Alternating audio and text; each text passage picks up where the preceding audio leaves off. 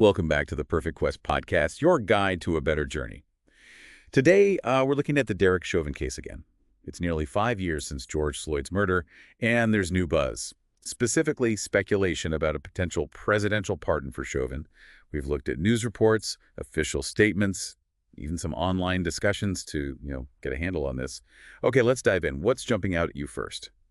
Well, it's the contrast, really. You've got these official statements saying no pardon planned, but then on the ground in Minnesota, they're actively preparing for the possibility. That tension is quite striking. Exactly. We're coming up on the 5th anniversary, May 25th, 2025, and suddenly this talk of a federal pardon is back. The Star-Tribune reported that key Minnesota officials, Governor Walz, the National Guard, Mayor Frey, A.G. Ellison, they've apparently been warned about potential unrest if it happens. So why now? Why this specific warning?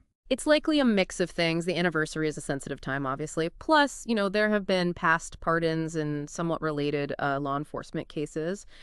And maybe there's chatter, things officials hear that aren't public yet. It's about being ready for, well, anything, really. Yeah. A volatile situation. But then you have Fox News reporting a White House official saying pretty clearly that President Trump is not planning to pardon Derek Chauvin. Yeah. And that this isn't new. It's the same position they had back in March. So how do we square these?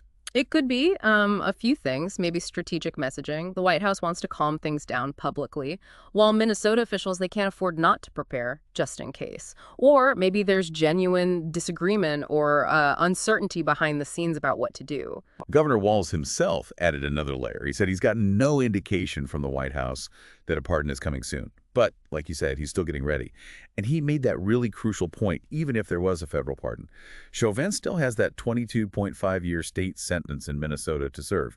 Can you break that down? Why wouldn't a federal pardon cover everything? Yeah, that's fundamental. It's called dual sovereignty.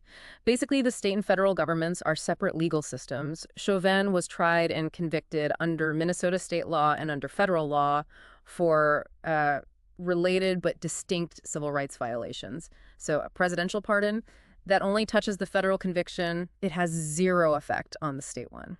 And Minnesota's Attorney General Keith Ellison, he said the same thing, trying to reassure people, I think, that Chauvin wouldn't just be released from prison. It's worth remembering his release dates, right? Federal is expected November 2037, state is December 2035, then supervised release. So, yeah, a federal pardon changes where he might serve time, maybe, but not if he serves time. Exactly. He'd likely just transfer from federal prison to a Minnesota state prison to finish the sentence there. Not freedom. What might be fueling this speculation now, though? I mean, beyond the anniversary, some point to Trump's earlier pardon, the 2 D.C. police officers convicted in the Karen Hilton Brown killing back in 2020. Yes, that definitely set a precedent. It showed a willingness to step into these kinds of very charged cases involving police conduct. So naturally, people wonder if the same could happen with Chauvin, even though the cases and the public attention are, well, vastly different. Okay, let's shift to the view from Trump supporters and Republicans. Yeah. We know some figures like Marjorie Taylor Greene have actually called for a Chauvin pardon. We even dipped into the Rask Trump supporters forum on Reddit to see what kind of opinions are out there. What did that show? It was quite a spectrum, actually, not monolithic at all. You had some people strongly against a pardon, saying the conviction was just. Others felt maybe the charges were too high originally, or they questioned if the trial was fair. So maybe leaning towards a pardon for those reasons. Right, I saw comments bringing up the fentanyl issue again, or pre-existing conditions, things that were argued in court. But ultimately, the conviction was based on the knee restraint. And that state versus federal distinction, that came up too.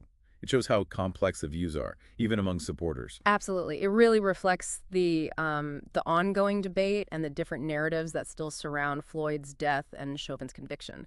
But yeah, important to remember this is an online forum, individual voices, not necessarily, the official party line or anything. And still contrasting with that White House official statement saying no pardon is planned. So internal disagreement or just different opinions bubbling up. Yeah, it highlights how tricky this is politically, even within one side of the aisle. Maybe we should quickly recap the events of that day, George Floyd's final hours. It helps ground the discussion. Based on the official accounts, Officer Lane drew his gun initially, but Floyd complied, and Lane put it away. He got him out of the car, handcuffed him. There was some resistance initially, but then he complied while handcuffed. That initial part, pulling the gun, is startling. But it did de-escalate for a moment there. The struggle really seemed to intensify around getting him into the police car. Right. Floyd said he was claustrophobic, couldn't breathe. That's when Chauvin and Thao arrived. They tried multiple times to get him in the car. It didn't work. Then Chauvin pulls him out, gets him face down on the pavement, still handcuffed, Kung on his back, Lane holding his legs, and Chauvin puts his knee on Floyd's neck. And that's when Floyd is repeatedly saying, "I can't breathe." Those words, "I can't breathe," are just chilling, and central to everything that followed, including the trial. The restraint method itself was the core issue. And there was that moment Lane asked Chauvin, should we roll him on his side? Chauvin said no. Mentioned something about excited delirium as the reason for keeping him prone. Floyd stopped moving around 8:24 p.m. By 8:25, body cams apparently show him not breathing or speaking. Kung checked for a pulse, couldn't find one, but they didn't move. Chauvin kept his knee there until 8:27 p.m. Paramedics arrive, take him away. He's pronounced dead at the hospital less than an hour later, just laying out the timeline. It's still hard to hear. That sequence, especially the time after he became unresponsive and no pulse was found, that period where the restraint continued and medical aid wasn't immediately given by the officers, that was absolutely critical in the legal case. Dr. Mike Hansen on his YouTube channel explains the medical side well. Positional asphyxia, right? Being prone, handcuffed with weight on your back makes breathing incredibly difficult. Exactly. It restricts the diaphragm, the chest expansion needed for air, and pressure on the neck compounds that, obviously. He mentioned it takes maybe around 33 pounds of pressure to compress the trachea. And he addressed that myth: if someone can talk, they can breathe. Medically, that's not quite right. You can use your last breaths to speak, but still be moments from respiratory failure. Dr. Michael Baden made that point too. Floyd said he couldn't breathe. Yeah. And bystanders were shouting, telling them to check his pulse, do CPR. Reports say the officers didn't immediately. That whole scene, captured on video, is why this case had such a profound impact. A global impact. CBS News tracked protests worldwide, UK, New Zealand, France, Colombia. People saw parallels to injustice in their own countries. President Biden later quoted Floyd's daughter, "Daddy changed the world. It really resonated everywhere." It absolutely did. It became a symbol, galvanizing existing movements and sparking new ones. It showed how connected these struggles for racial justice are. And here in the U.S., Politico noted a real shift, at least for a while. Increased support for Black Lives Matter, especially among white Americans. They interviewed someone who said Floyd's death was an awakening for them about racism in America. There seemed to be a period of heightened awareness, yes. More people engaging, maybe for the first time. But Politico also noted opposition to BLM grew too. So more awareness, but also more polarization. It wasn't a simple shift. We also saw that increase in corporate diversity training initiatives. That might be one lasting outcome. Possibly. It's always hard to gauge long-term impact immediately. An academic paper looked at legislative impact post-Floyd.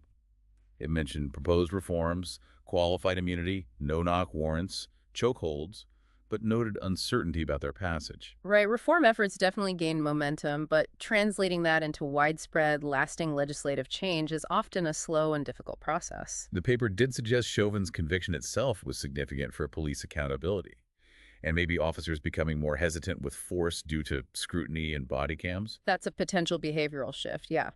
Increased scrutiny can impact actions. Though data on police shootings post-Floyd has been mixed, showing an initial dip, then a rise later in 2020, according to Statista. So, bring it back to the present, this potential pardon. What are the real-world impacts if it happened? We know the state sentence remains, but those warnings in Minnesota point to fears of serious unrest. Definitely. Given how divided opinions still are, as we saw even on that Reddit forum, a federal pardon would be incredibly inflammatory. It could easily spark new protests and deepen existing social divides. And what about trust? Trust in the justice system, police accountability efforts? It could severely damage that trust, especially with the state conviction still in place and the video evidence being so widely known. Many would likely see it as undermining the legal process and ignoring the gravity of Chauvin's actions. Could it roll back progress on police reform efforts? It certainly could send a discouraging message to those pushing for reform. It might be interpreted as a sign that accountability, even when seemingly secured through conviction, can be undone at a higher level. It risks setting back those conversations and efforts significantly, a really complex situation with potentially huge consequences. That's it for today's chapter. This is the Perfect Quest podcast. See you on the next journey.